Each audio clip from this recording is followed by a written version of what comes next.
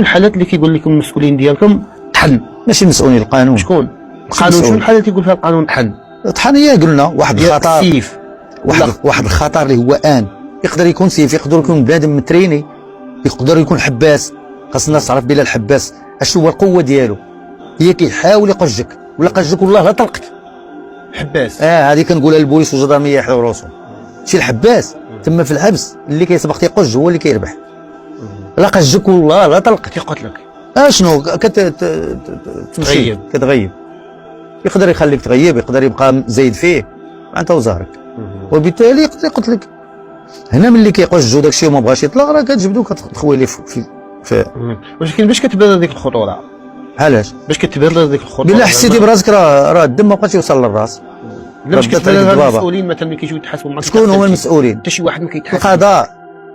مسؤول معدوم يقول، فهمتي؟ القضاء، النيابه العامه، النيابه العامه المدنيه. تيقول السلام عليكم. السلام. راح انت مشيتي كدير الشرطه القضائيه المدنيه، فهمتي؟